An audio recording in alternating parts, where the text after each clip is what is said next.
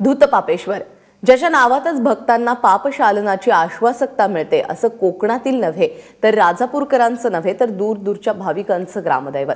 आज दर्शन घेऊयात निसर्गाच्या कुशीत वसलेल्या आणि अत्यंत देखण्या असलेल्या या स्वयंभू स्थानाची.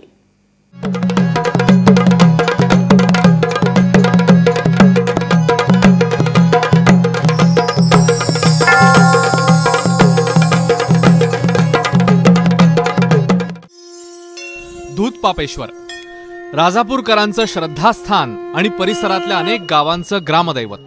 राजापूर शहर हद्दसमाप्तीची खूण असलेली ही कमान ओलांडली की आपला प्रवास सुरू होतो धूतपापेश्वरच्या दिशेने. माडा पोफळीच्या झाडाच्या गर्दीने वेढलेला हा परिसर, यामुळे मंदिराकडे जाणाऱ्या पायवाटेच्या मार्गावरच सुखद गारवा जाणवतो.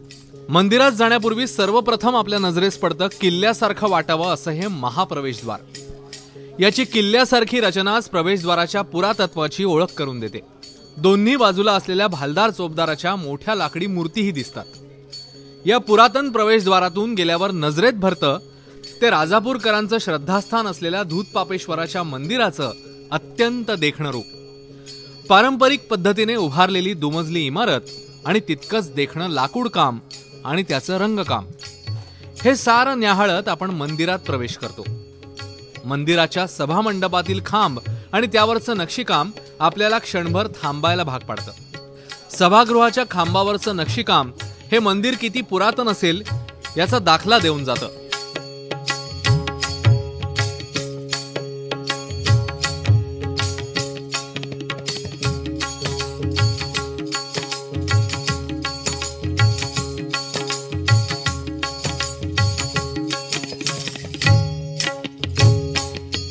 प्रवेशद्वारात जवळ असलेल्या जवळजवळ एकाच उंचीच्या लाकडात कोरलेल्या मूर्ती आणि एकाच दगडात कोरलेला हा नंदी या काळच्या संपन्न कला परंपरेचा जणू दाखलाच असतो.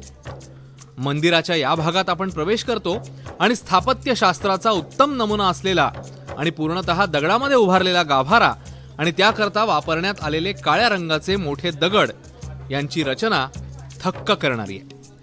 या गाभारा परिसरातील वातावरण अत्यंत प्रसन्न असतं. इथेच आपल्याला दर्शन घडतं धूतपापेश्वराच्या स्वयंभू पिंडीचं. दररोज असंख्य भाविक इथे येऊन नतमस्तक होत असतात. धूतपापेश्वराची ही स्वयंभू पिंडी इथे कशी सापडली याची एक कथा सांगितली जाते. मंदिराचा संपूर्ण कारभार पाहणारे श्रीकृष्ण देसाई येणाऱ्या प्रत्येकाला ती आवर्जून सांगतात.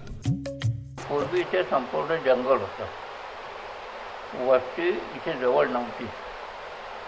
नंतर काय झालं की एका ब्राह्मणाची गाय ही वियाली, पण तिथं असं की एक वेळ दूध द्यायची, एक वेळ ती द्यायची नाही.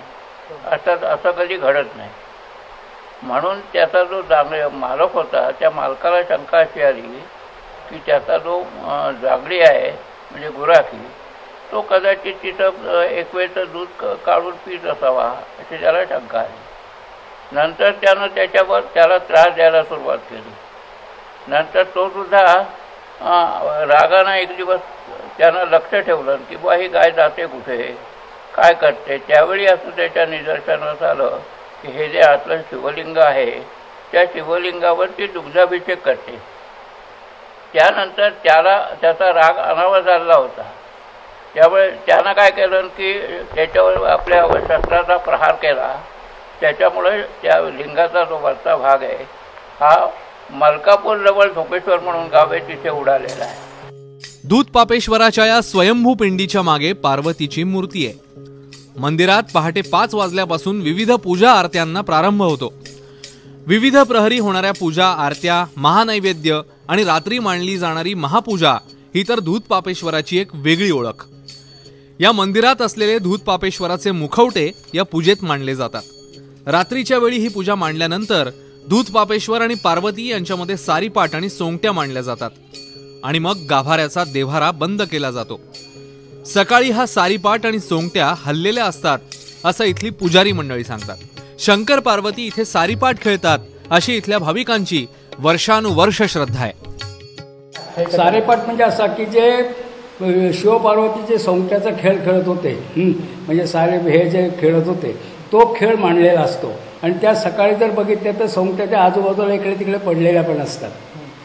म्हणजे आजही तसा दृष्टांत केव्हा केव्हा घडतो, नेहमीच घडतो असं नाही, पण केव्हा ना केव्हा सर्वसाधारणपणे सोमवार, गुरुवार असे जे काही ठराविक दिवस आहेत, एकादशी, पौर्णिमा, अमावास्या अशा दिवशी मात्र तो सारेपाट जो मांडलेला असतो तो विस्कटलेला असतो. म्हणजे सरळ ज्या पद्धतीने सोंगट्या मांडलेल्या असतात त्या पद्धतीने असत नाहीत, इकडे तिकडे आजूबाजूला पडलेले असतात.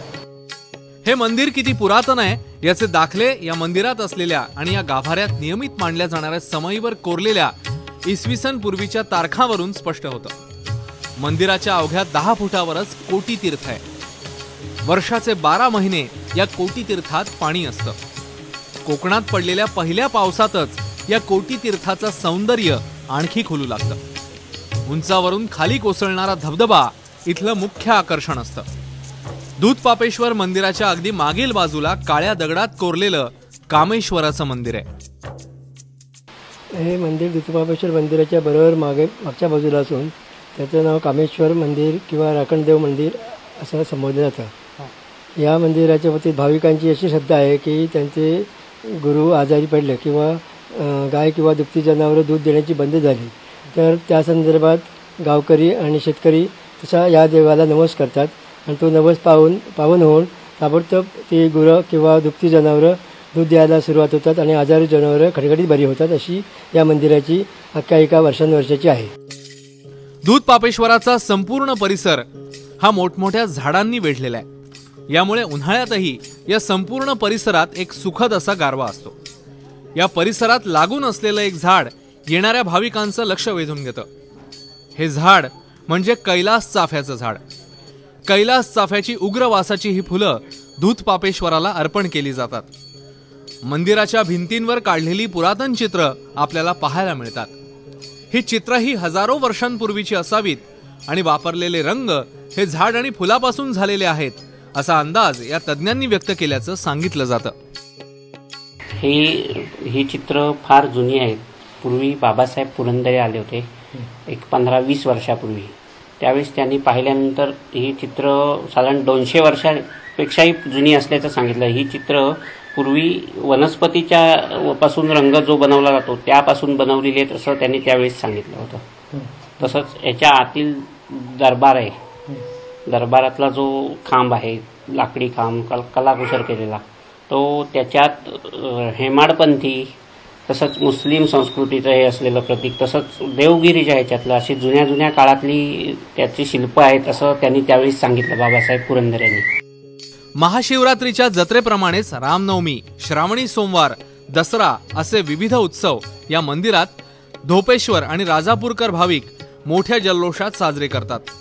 दूधपापेश्वराचं हे मंदिर इतकं पुरातन आहे की त्याचं ऐतिहासिक महत्त्व आणि परिसरातील निसर्ग सौंदर्य अनुभवण्यासाठी केवळ महाराष्ट्रातूनच नाही तर परदेशातूनही अभ्यासक इथे आवर्जून येतात. सचिन देसाई, ABP माझा, राजापूर.